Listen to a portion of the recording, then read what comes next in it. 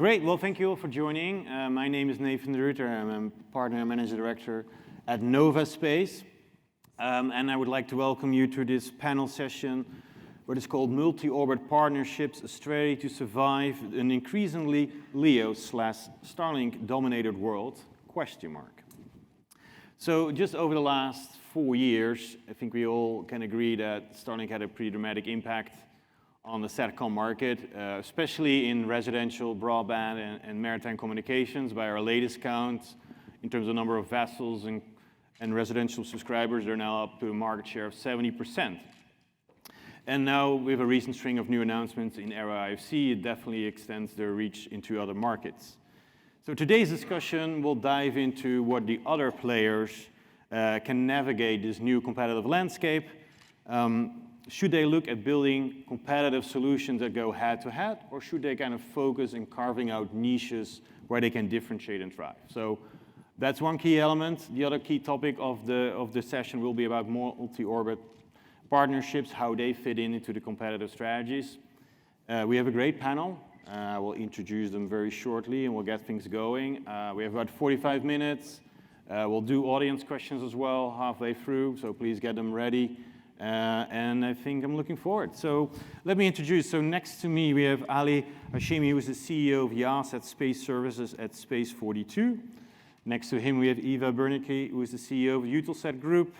Next to her, we have Declan Ganley, CEO of Rivada Space.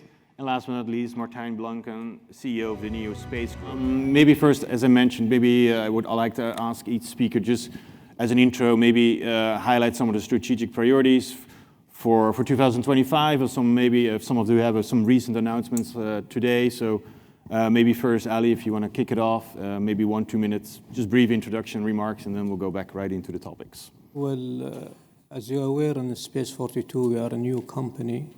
We formed like 5 months ago, and today we had a great announcement about our partnership with Viasat.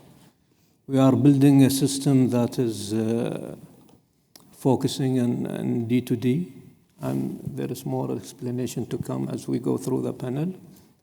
And we are today in Space42 a multi-orbit satellite company. We have a LEO constellation for SAR systems, but and when it comes to SATCOMs, we are mostly GEO. But with today's announcement is the first step for us to move into LEO constellation, focusing in D2D. Good. We have one multi-orbit believer. So, Eva. Yes, so for us, 25 is a year of course, ramping up on our LEO constellation. Mm-hmm. So that's a main priority of making sure that all verticals are served, especially the aero terminal or the aero segment is moving quite a lot. And most recently, as most people will have imagined, we have a lot of government interest into providing alternatives to Starlink across multiple uses in government and military use. So ramping up around LEO, complementing our already existing strong GEO positions for connectivity is of course key. The second one is also defining the future. So we have a crucial year for IRIS², where we're defining the entire supplier ecosystem and the path forward towards there, but also potentially forging other partnerships across areas where we can do kind of sovereign solutions for some of our partners there. And then I think the final one is, of course, finalizing the integration between Eutelsat and OneWeb. We're now 1.5 years down the road on that. There's still quite some work to make sure that we have a fully functional one single team.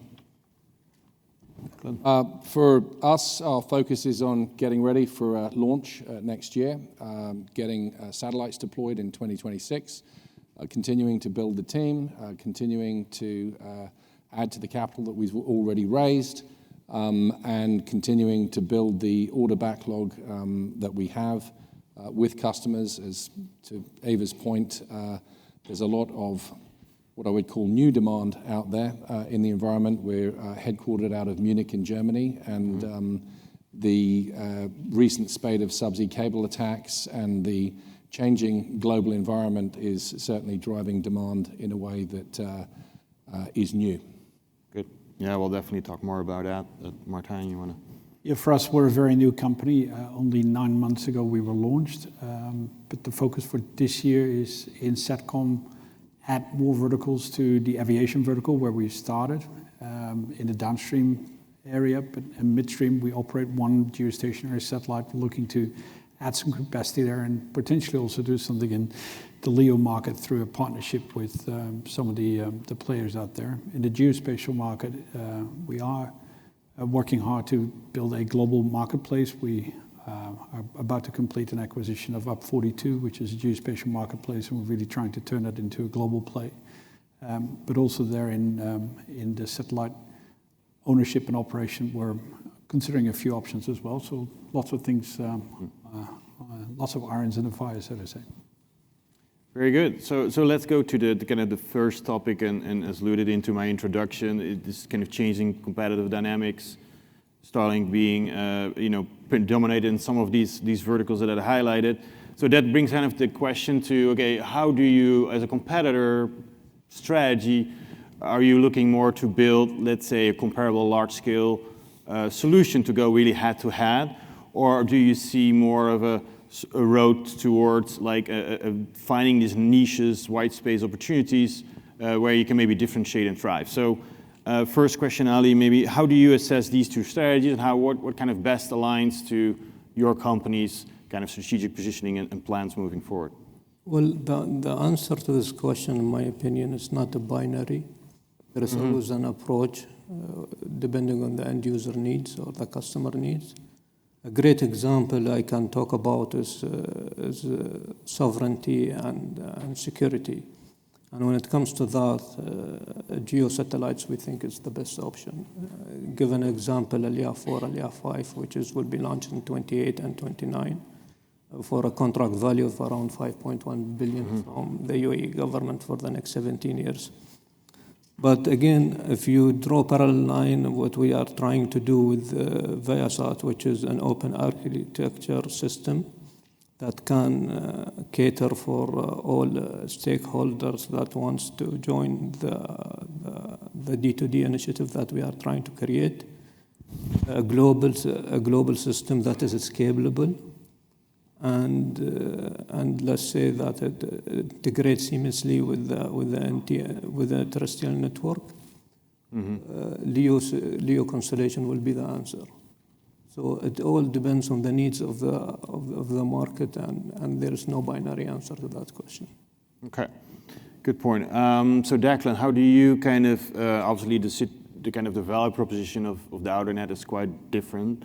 So do you see is there like some head-to-head competition that you see? Is more coexisting solutions next to Starlink? How do you position, or how do you view that? So Starlink does what it does extremely well. It's a global broadband provider, which provides a last mile solution, and more than that, that is anchored to the internet. And we don't do that. We're going to be doing something very different to that. The outer net is the world's first completely self-contained global communications network, meaning that you don't need to touch anybody else's network. It's completely gatewayless architecture, so that you can maintain data sovereignty, data residency, data security, and just avoid the highways of the subsea cables and the gateways and the stuff that everything else has to go through. And the best way to avoid being, hijacked, chased, photographed, IED'd on a highway is don't be on it. And so by avoiding the highways of the internet, by avoiding the subsea cables, and we've talked about the subsea cable vulnerability before, but it has been particularly highlighted over the course of the last 7 or 8 months in the Baltic, in the run-up and after Christmas, north of Taiwan, last year in the Red Sea with the Houthi attack on the subsea cable there. This is not a matter of if, it is a matter of when. It is definitely going to happen at scale. It's too inexpensive to do it. It could be a state actor, it could be a non-state actor, but the internet is going to go down. And what can stay up when it goes down?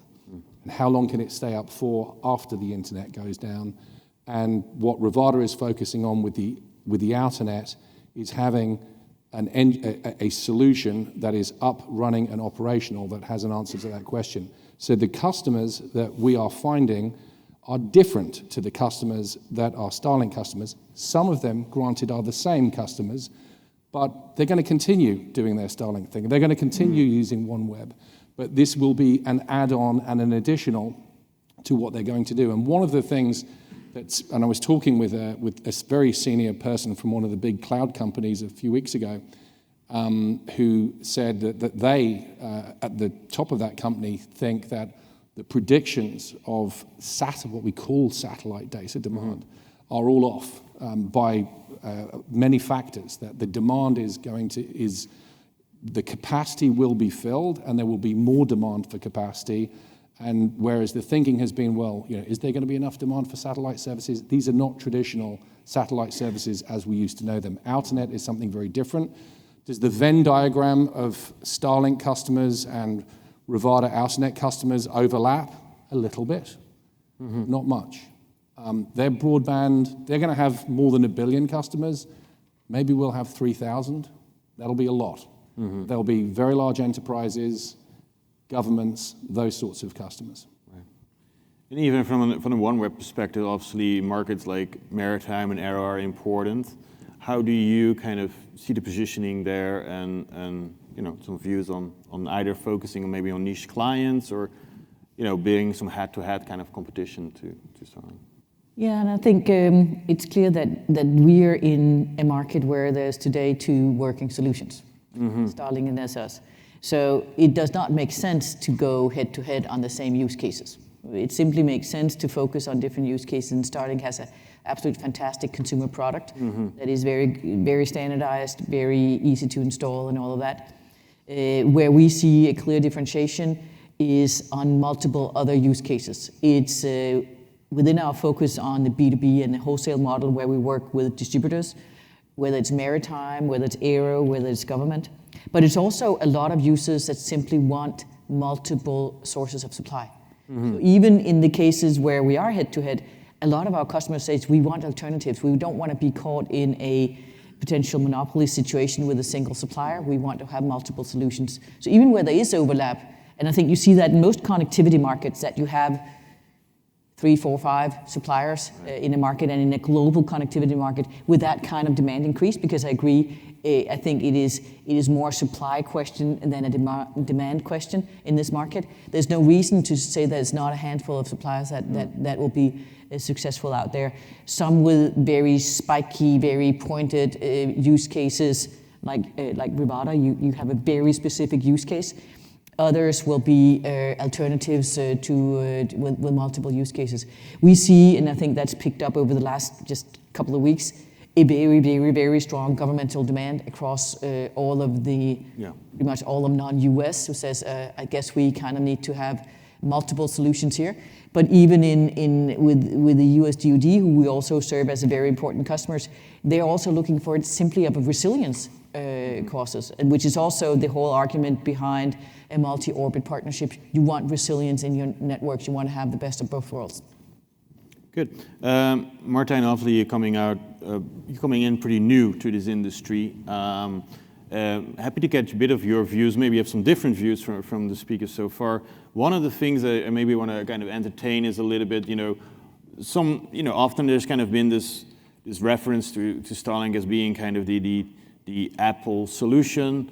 And then there's the question, is there room within this industry to build kind of an open, like an Android kind of type of platform solution? Is the market big enough? Does make any sense? So if you take that question and how, that's the first question, do you see there's kind of an alternative build to that possible into our market? And second, then from your NSG perspective, coming into the market, where would you focus on if you, what's your plans going into the SATCOM market, which is one of the priorities of the NSG group? So. Yeah, I think it's important to make a distinction between the sort of the downstream services and the operations of an infrastructure. 2 different, completely different business model from an operational perspective, but also from a financial perspective. I think if you look at the service that you provide to maritime, aero, oil and gas, and what have you, it is more and more going to be a combination of terrestrial and satellite networks. It's not going to be either or, but it's going to be end-to-end. partially because it provides more resiliency, and building on the point that Eva made, but also because on terrestrial networks, you get many orders of magnitude more capacity to your end customers than through satellite networks. And one strand of fiber carries 25 to 30 terabits of capacity, and that is roughly equal to how many OneWeb constellations, Eva? Well, quite a few, and it's not right or wrong, but it's just different horses for courses. So if you choose to, for us, we choose to address certain verticals, but we're not providing, certainly in the B2B market, you're not providing connectivity or access to the internet, you provide an experience. In the aviation market, you provide a passenger experience, of which connectivity is an important component, but certainly not the solution in itself. There's much more to it. You want to organize the traffic management. Some carriers want to provide a different customer experience to those who travel in business class, to those in economy class, et cetera. So you need to orchestrate that all, and that is an integrated solution that you provide relative to simple access to the internet. And there's nothing wrong with the latter, it's just different proposition to the market. On the sort of midstream, the infrastructure play, I think by definition there's room for multiple networks. The biggest challenge with LEO networks is that they tend to spend their time over areas where there's very little demand, right? There's 70% of the world is water. And there's just not that much demand over water. And it costs a lot of money to run these networks. So you need to make sure that you are able to sell it at the right price levels to get a good return on your investment. And I think that's something that the market hasn't quite figured out how to do. The fact that Starlink has been so spectacularly successful is not necessarily because economically they're very successful at this particular point in time, but they can afford to continue to invest. But every time they raise a bit of extra capital, it's done at a valuation that is 30% higher than the year before. Well, if money is that cheap, then I think all of us can do it, and it's lots of kudos to them, right? They've done it exceptionally well. But the question is whether that is going to last forever at some point. Also, economics start to come into play. One follow-up question, obviously being based from the Saudi, when you look at the current regional gaps, there's clear gaps, where at least Starlink's present in Middle East, in Africa parts. Is that an opportunity you see that could be particular from where you're sitting in position, or is this something you would not necessarily bank up that could be a matter of time you would assume they will go into those markets too? Currently, obviously, there are quite a few black spots on the global map because they haven't organized the landing rights. I would assume that at some point they get that sorted. I think Eva made a very important point. There is the aspect of sovereignty. Many governments want to have a level of control over the infrastructure that they need in times of trouble. I think Saudi Arabia would argue that they live in a somewhat challenging neighborhood, so to say, and it's not necessarily as stable as some other parts of the world, and they want to have a level of control if problems do arise. Well, that in itself is a reason to invest in the infrastructure, and it goes for many other countries as well. So that is not, you can build a bit of infrastructure not purely based on economical grounds, but on sovereignty grounds, and then it doesn't really matter how much it costs, right? Right. And I think that Saudi Arabia is no exception, and many other countries will look at it from that perspective. Very good. So maybe sovereignty obviously is the key kind of the theme over the last few months.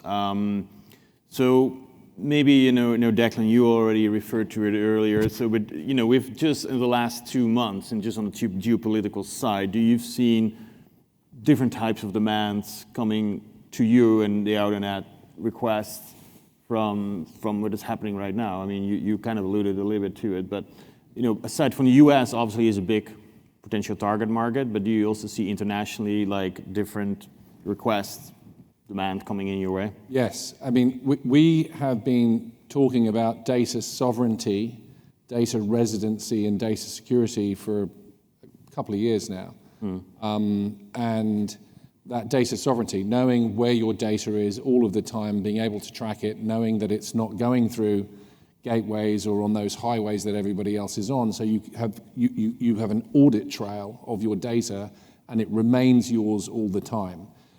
You don't actually have to build your own network to do that. there are other ways that you can achieve that data sovereignty.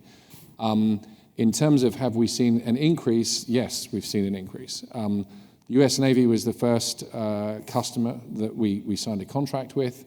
We have been, and we've said this publicly, we're in discussions with other navies because it was just kind of a natural progression of what we were doing anyway. But yes, we have seen a flurry of activity over the course of very recent weeks. I was in Munich for the Munich Security Conference. That was an event, a memorable event. It was a catalytic converter of sorts.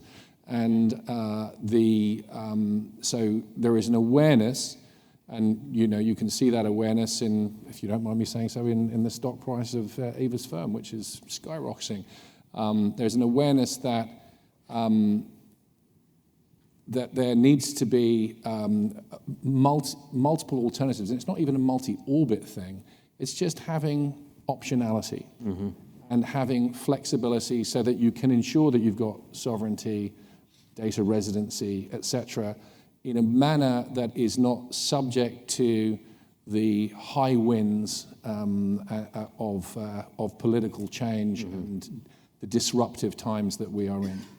So it is also fair to say the opportunity is now, right? Is there, and we'll go to you soon, Eva, but is there another alternative path for you to explore to be able to meet that demand earlier? Because again, you're full ramping up your constellation, but would you? Not really. Not really. You got to, space is hard, as the saying goes, and it is. You've got to get satellites up, you've got to get them launched, you've got to have launches, you've got to have satellites, you've got to have everything ready, you've got to have a team that can execute and run the thing. And if you try and rush it too much, you're going to break something and you're going to disappoint somebody. And so it's a matter of executing, making sure that what you put up there really can do what it says on the tin, and that we can deliver that data sovereignty, residency, and security. And the Outernet really is the world's first completely self-contained communications network that can deliver all of those things. And there are no shortcuts to getting that done. Good. Well, yeah, Eva, definitely sovereignty, multiple paths to explore, Ukraine, IRIS², a lot of things that you're very involved in. Maybe some comments you want to kind of provide on that particular, I'm not sure you want to care to comment about Ukraine furthermore, but I think it was pretty well documented, but the importance of government backing of these security sovereignty seems to be pretty critical now. Is it fair to say that it's very hard to do an investment case without a very strong kind of government demand portion in any kind of new activity? Or?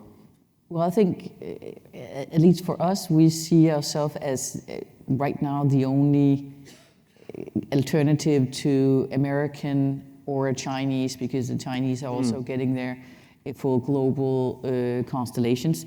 And we also see ourselves as a platform that will provide sovereign solutions. We worked with Hanwha, which is actually one of our shareholders, on trying to find a solution for the Korean market in terms of figuring out how to work with a sovereign solution there.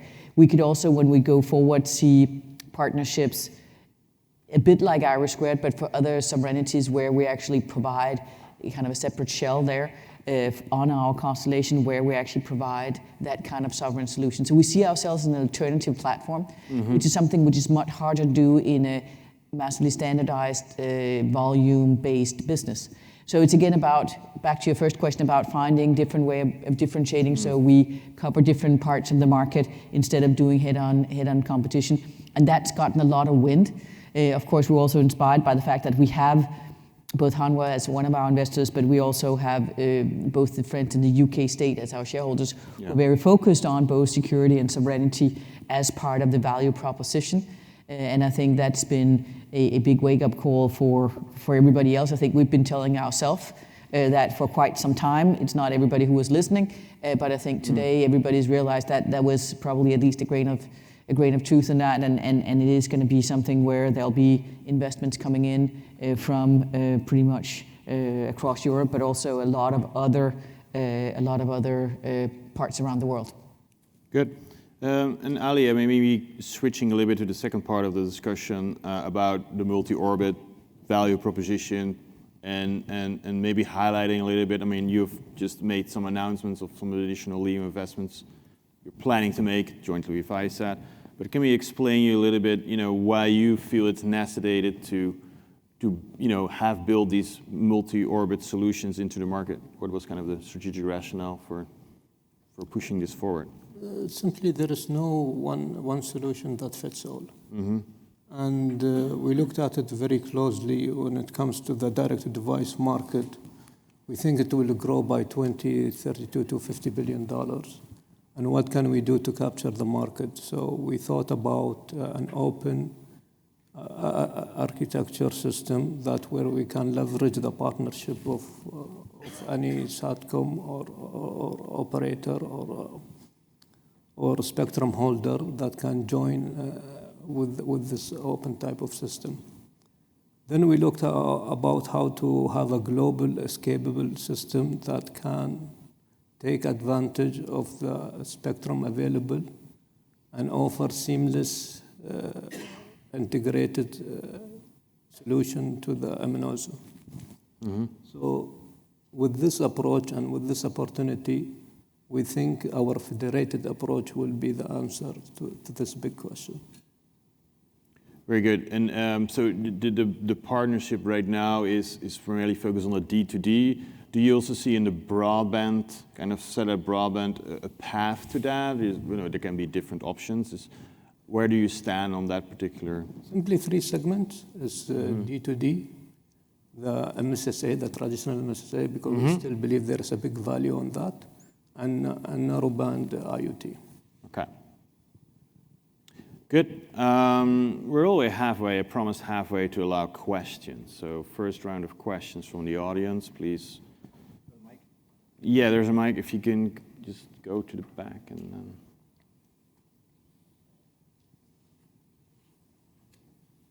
Yeah, for Ali, Peter DeSelding, Space Intel Report. For Ali, could you put a little more flesh on the bone of your agreement with Viasat announced today?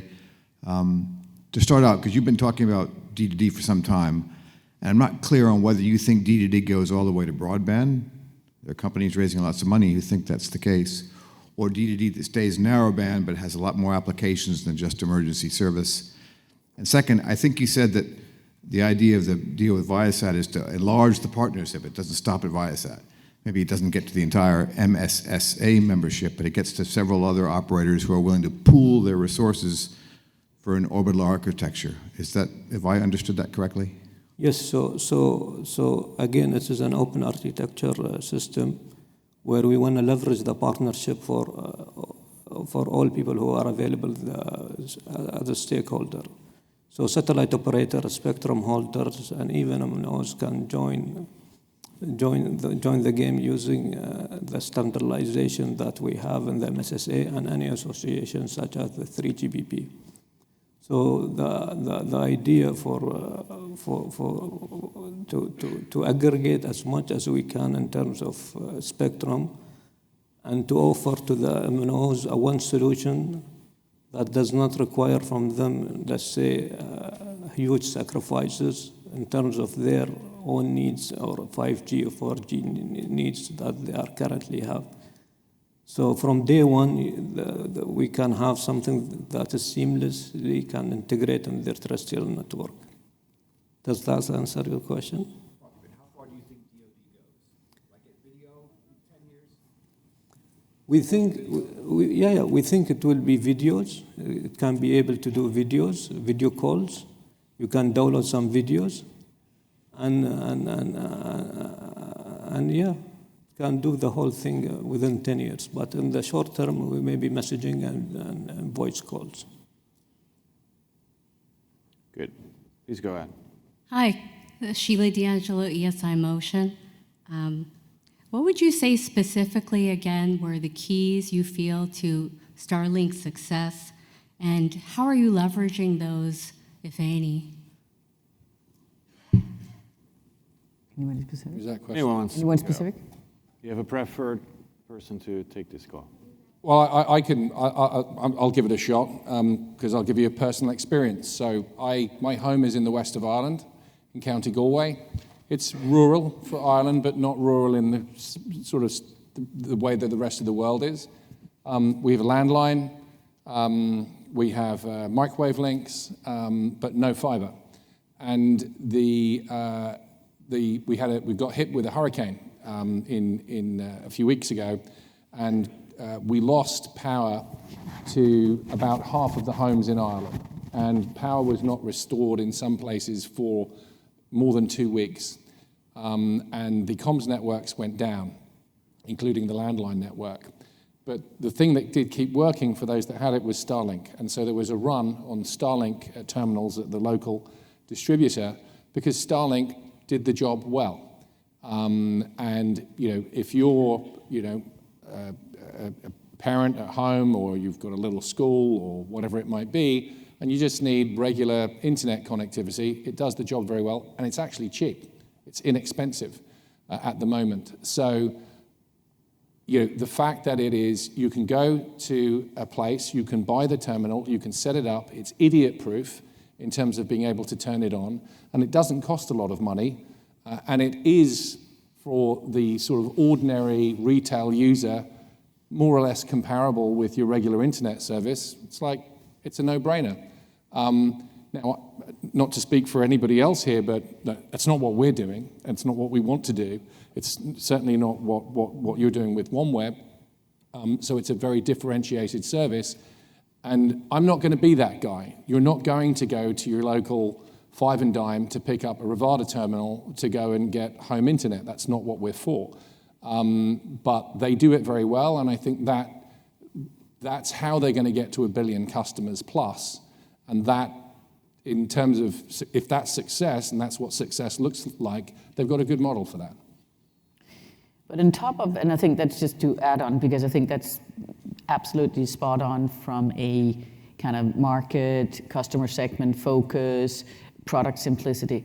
But I think what Starlink and to some extent SpaceX has also industrialized a customized ecosystem. I think we've been in a satellite world where we allowed ourselves to customize, had probably some of the best engineers. We still have some of the best engineers, but we spent more time on pushing the frontier of innovation and what things can do, making very special geo satellites that could carry exactly whatever military payload that would do something brand new to the world. We spent a bit less time on truly industrializing and bringing costs down into the system. And what Constellations has allowed is the volume that allows you to start working through continuous improvement and bringing down costs in the ecosystem. And that's, you've seen that on the SpaceX launch services, right? Over time, that's brought down cost of access to space by multiple times. I'm not sure it's disclosed in either terminals or satellites, but I am sure it's the same industrialization of the ecosystem that's happening there. So I think that's a change of almost paradigm for the market through the volume needs of the constellation. So I think that's another area that we're looking at, which is simply bringing costs down, bringing down the cost curve, also making it accessible and allowing for those type of pricings that help, Western Ireland, to actually pick up a competitive product, which, Peter, you've been here long enough, you probably wouldn't have expected 15 years ago in terms of pricing. So I think that's both the entire supply chain ecosystem, but there's certainly also the brutal customer focus on making a simple, very, very well-adapted product for the consumer. Yeah. So David, a very good point, but the part of the problem also is the volumes as well. If you talk about it, it's hard to see that kind of type of volume. So how do you then, you talked about a ground network. Is it then really that virtualizations where people talk a lot about, is that the way to make it more efficient? So how do you see that path to kind of, you don't need to be exact at price point, but you need to bring it down. So what is the pathway to that, in your view?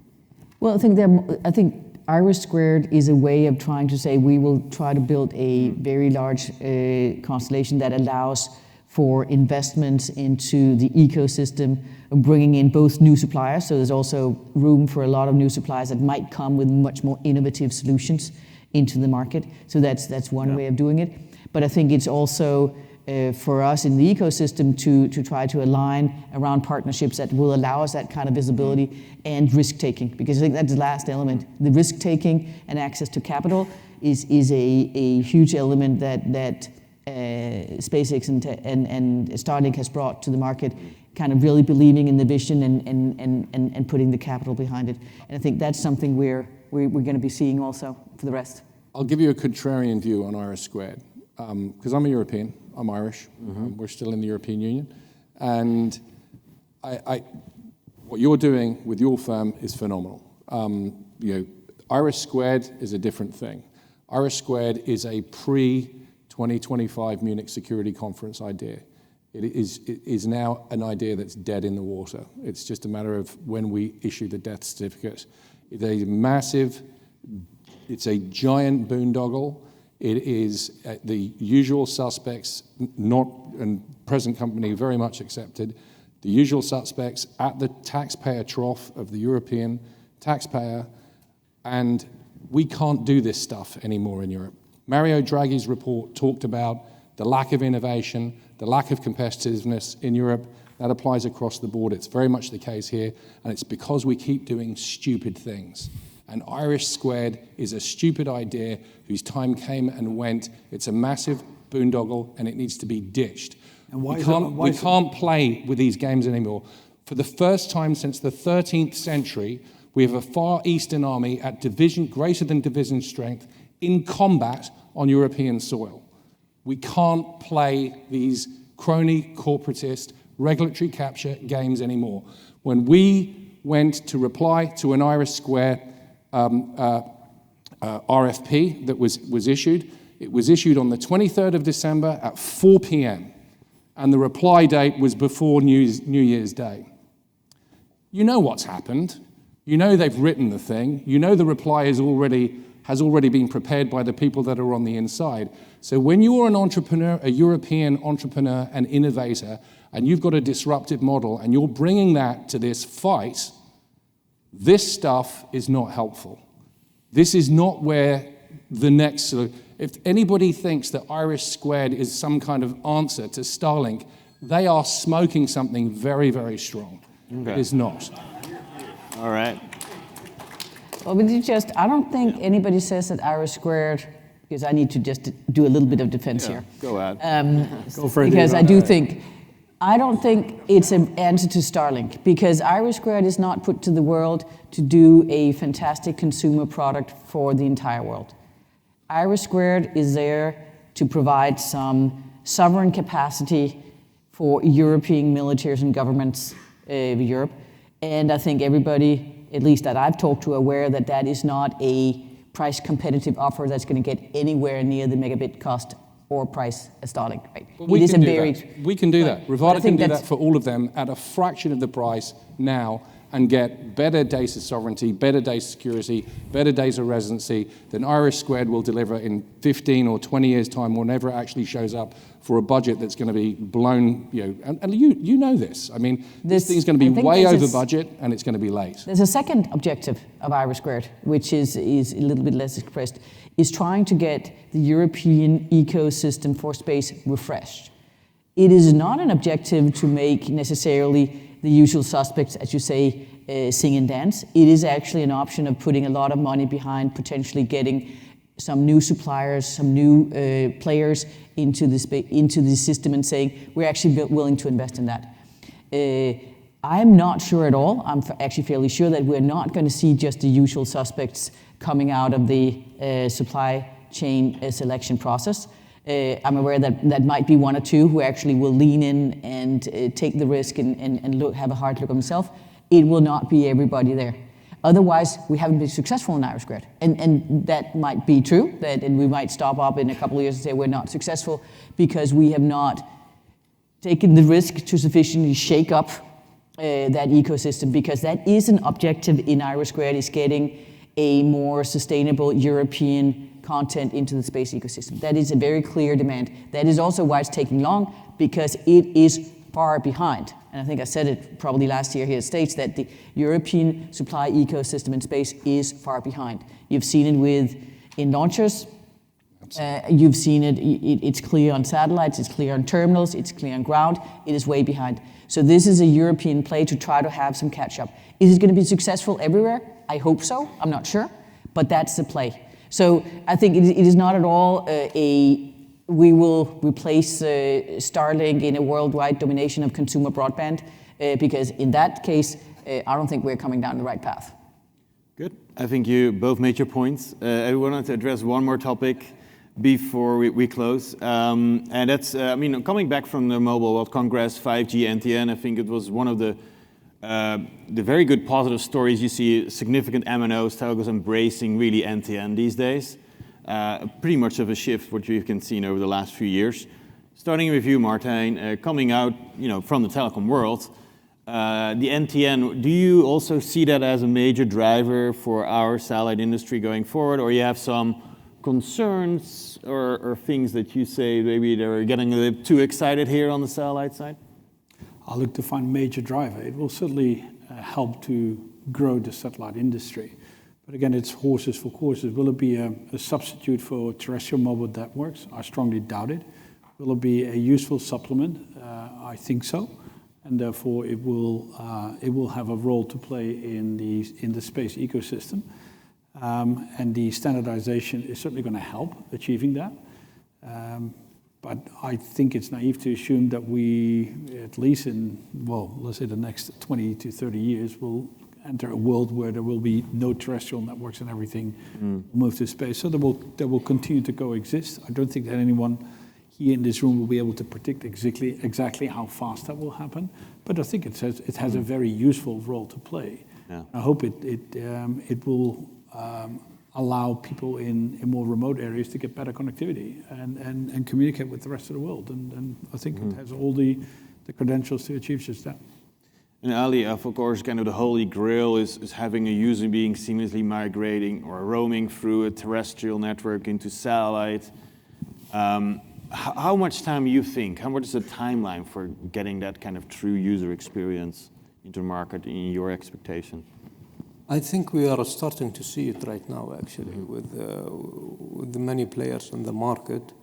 So the first real, let's say, system that cater for D2D will be seen within 2 or 3 years, either from us or from other people, other competitors. So it's happening. But after 10 years, you will have, I'm very confident you will have a seamless networks between NTN and satellite operators.